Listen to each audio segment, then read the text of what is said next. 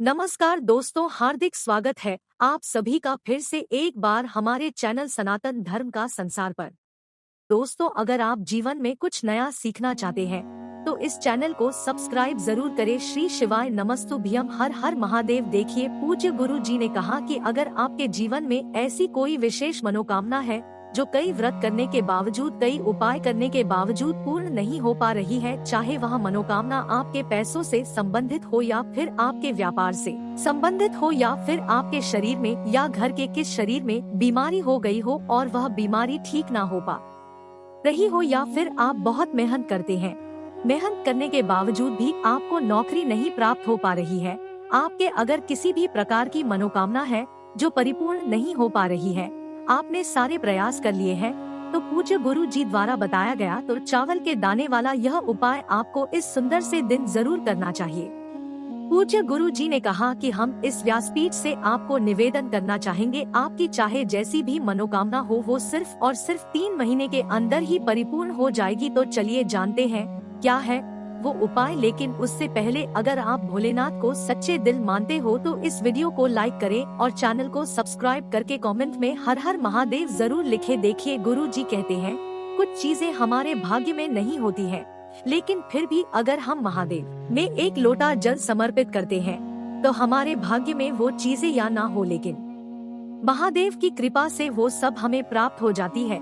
क्योंकि हमारा भाग्य बनाने वाले तो देवता होते हैं, लेकिन भाग को सौभाग्य में बदलने वाले महादेव होते हैं। इसलिए आपको यह सुंदर से उपाय जरूर करने चाहिए। चलिए बात करते हैं गुरु जी द्वारा बताए गए पहले खास उपाय की। देखिए, इस उपाय के लिए आपको सिर्फ 2 चावल के दानों की जरूरत पड़ेगी। चावल के दाने आपको लेते समय ध्यान रखना है कि यह खंडित नहीं होनी चाहिए, टूटे हुए नहीं होने चाहिए। फिर इसके आपको लेना है 1 लोटा जल तांबे के पात्र में ले लेंगे और यह जल आप अपने किचन से ही लेंगे। किचन में आपके बाल्टी, आरो या मटका जो भी रखा हुआ है वहीं से आपको 1 लोटा जल ले लेना है। फिर इसी के साथ आपको लेना है थोड़ा सा शहद। आप चाहे तो आधा चम्मच या आधे से भी आधा चम्मच शहद ले सकते हैं। आपको बिल्कुल थोड़े से शहद की जरूरत पड़ेगी और सबसे आखिर आपको जरूरत पड़ेगी 1 बेलपत्र की। देखिए, बेलपत्र लेते समय आप हमेशा ध्यान रखा करिए कि यह कहीं से भी कटी फटी नहीं होनी चाहिए। और बेलपत्र की डंडी के आखिर में जो दूध होता है, यानी जो डंठल होती है, जो गांठ होती है, उसको आप तोड़कर हटा दिया करिए। गांठ वाली बेलपत्र शिवलिंग में कभी भी समर्पित नहीं की जाती है। गुरुजी तो यहाँ तक कहते हैं कि अगर आपके पास बेलपत्र नहीं है तो आप शिवालय जाकर शिवलिंग के ऊपर चढ़ी हुई बेलपत्र को उठाकर जल से शुद्ध करके फिर आप उसका भी इस्तेमाल कर सकते। अब ये सारी सामग्री लेकर आपको जाना है शिवालय। देखिए, शिवालय पहुंचकर आप लोग ये गलती बिल्कुल भी मत किया करें। यह शिवलिंग की जो जलाधारी होती है उसके सामने बैठकर आप 1 लोटा जल समर्पित बिल्कुल भी मत किया करें। पूज्य गुरु जी हमेशा कहते हैं कि आप शिवलिंग की जलाधारी के सामने बैठकर जल समर्पित नहीं करेंगे। उसके अलावा अन्य 3 दिशाओं में बैठकर आप जल समर्पित कर सकते हैं। जल के सामने बैठकर आपको बिल्कुल भी जल समर्पित नहीं करना है। देखिए, शिवालय पहुंचकर जो आप 1 लोटा जल लेकर गए हैं उसमें से थोड़ा जल सबसे पहले आप श्री गणेशा जी वाले स्थान पर समर्पित कर दीजिए। फिर उसके बाद थोड़ा सा जल श्री कार्तिकेय जी वाले स्थान पर समर्पित कर दीजिए। फिर उसके बाद थोड़ा सा जल माता अशोक सुंदरी वाले स्थान पर समर्पित कर दीजिए और फिर उसके बाद थोड़ा सा जल माता पार्वती के हस्तकमल में समर्पित करते हुए आप बाकी बच हुआ पूरा जल शिवलिंग के ऊपर धीरे धीरे समर्पित करते जाइए और लगातार शिव महापुराण के मूल मंत्र श्री शिवाय नमस्तु मंत्र का स्मरण करते जाइए। जब आप श्री गणेश जी वाले स्थान से जल समर्पित करना शुरू करेंगे तब से लेकर और अंत में जब तक आप शिवलिंग में जल समर्पित करेंगे तब तक आप लगातार शिव महापुराण के मूल मंत्र श्री शिवाय नमस्तु का स्मरण करते रहेंगे। फिर इसके बाद आपके पास 1 बेलपत्र है, उस बेलपत्र की सबसे आगे वाली पत्ती पर सबसे आगे वाली जो पत्ती सबसे बड़ी जो होती है, पत्ती के चिकनी तरफ आपको ये शहद लगा देना है।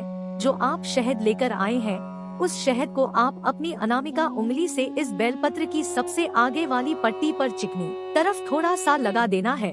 और यह शहद लगाने के बाद आप जो तो चावल के दाने लेकर आए हैं वो 2 चावल के दाने इसी शहर में चिपका देंगे, यानी बेलपत्र के सबसे आगे वाली पट्टी पर आपने थोड़ा सा शहद लगा दिया और उसी शहर में यह जब चावल रखेंगे आप तो यह दोनों चावल चिपक जाएंगे। उसके बाद यह बेलपत्र आपको अपने दाहिने हाथ में रखनी है और महादेव से अपने जीवन में चल रही किसी भी प्रकार की समस्या को दूर करने के लिए या फिर आपकी कोई ऐसी मनोकामना है, चाहे वह धन को लेकर हो, चाहे आपके व्यापार को लेकर हो या फिर आपकी नौकरी को लेकर हो या अन्य किसी भी प्रकार की विशेष मनोकामना हो, उसको पूरा करने के लिए आप महादेव से प्रार्थना करेंगे और फिर उसके बाद यह एक बेलपत्र आप शिवलिंग के ऊपर समर्पित कर देंगे। बेलपत्र में आप शहद लगाएंगे, वो आप अपनी अनामिका उंगली से ही लगाएंगे। गुरुजी ने कहा कि ये सुंदर सा उपाय हम किसी भी विशेष तिथि में कर सकते हैं या फिर किसी भी दिन कर सकते हैं। हम हफ्ते में किसी भी दिन इस उपाय को कर सकते हैं और ये उपाय हमारे लिए तब और भी चमत्कारी साबित हो जाता है जब हम ये उपाय किसी विशेष तिथि में करते हैं। मान लीजिए सावन के पवित्र दिन चल रहे हो या फिर सोमवार चल रहा हो या फिर प्रदोष का दिन चलना हो या फिर मासिक शिवरात्रि चल रही हो या फिर नवरात्रि रही हो या फिर सोमवार की अष्टमी चल रही हो, कोई भी ऐसा विशेष तिथि चल रही हो तो हम ये उपाय कर लेते हैं तो यह हमारे लिए बहुत ही चमत्कारी साबित हो जाता है और या फिर हम ये उपाय किसी भी दिन कर सकते हैं। अब इसके बाद बात करते हैं पूज्य जी द्वारा बताए गए दूसरे खास उपाय की। देखिए ये उपाय उन लोगों के लिए है जिनके जीवन में कमाई कम है और खर्चे ज्यादा है। देखिए इसके लिए आपको सबसे पहले एक दीपक ले लेना है। दीपक का मिट्टी का भी ले सकते हैं या फिर आप अपने घर पर शुद्ध आटा मारकर उसका भी दीपक तैयार कर सकते हैं। इस दीपक में आप लंबी रुई की बाती लगाएंगे और साथ ही साथ इसमें आप घी का प्रयोग करेंगे। फिर इसी के साथ आपको थोड़ा सा कच्चा दूध ले लेना है। अगर गाय का दूध मिल जाता है तो ये उपाय आपके लिए बहुत ही फलदायी हो जाएगा। फिर इसी के साथ ले लेना है एक गुड़ का टुकड़ा। अगर गुड़ का टुकड़ा है तो आप गुड़ का टुकड़ा ले लीजिए या फिर आपके पास चीनी है तो आप चीनी ले लीजिए या फिर आपके पास मिश्री है तो आप मिश्री भी ले सकते हैं। देखिए आप सबसे पहले ये तीनों सामग्री लेकर आप पहुंच जाएंगे किसी भी पीपल के वृक्ष के नीचे। ये उपाय आपको सिर्फ और सिर्फ शनिवार के दिन करना है, किसी की शनिवार के दिन कर सकते हैं। अब सबसे पहले आप पीपल के वृक्ष के नीचे पहुंचकर उसमें जो दूध आप लेकर आए हैं, जो कच्चा दूध आप लेकर आए हैं, कच्चा दूध आप पीपल के पेड़ में समर्पित कर देंगे और समर्पित करते समय आप लगातार ओम नमो भगवते वासुदेवाय मंत्र का स्मरण करेंगे। इसके बाद आप जो दीपक लेकर गए हैं वो दीपक पीपल के वृक्ष की जड़ के समीप में प्रज्वलित कर देंगे। दीपक प्रज्वलित करते समय भी आप लगातार ओम नमो भगवते वासुदेवा इस मंत्र का स्मरण कर लेंगे। फिर इसके बाद आप जो मिठाई लेकर गए हैं, चाहे आप गुड़ लेकर गए हैं, चाहे मिश्री लेकर गए हैं, चाहे चीनी लेकर गए हैं, जो भी आप लेकर गए हैं वह मिठाई भगवान को स्वरूप वही पीपल के पेड़ के नीचे उनको अर्पित कर देंगे। इसके बाद आप उस पीपल की परिक्रमा कर लेंगे घड़ी की दिशा में, यानी क्लॉकवाइज दिशा में आप पीपल की परिक्रमा कम से कम 7 बार कर लेंगे। जी ने कहा कि अगर हम 2-4 शनिवार को ये उपाय करना शुरू कर देते हैं तो यकीन मानिए हमारे जीवन में धन प्राप्ति के नए नए मार्ग खुलने लगते हैं। माता लक्ष्मी की कृपा प्राप्त होती है, साथ ही साथ भगवान नारायण की भी कृपा प्राप्त होती है। देखिए पूज्य गुरुजी ने कहा कि ये उपाय आप 5 शनिवार लगातार करना है। दोस्तों आज के लिए बस इतना ही, मिलते हैं एक और ज्ञानवर्धक वीडियो के साथ। धन्यवाद।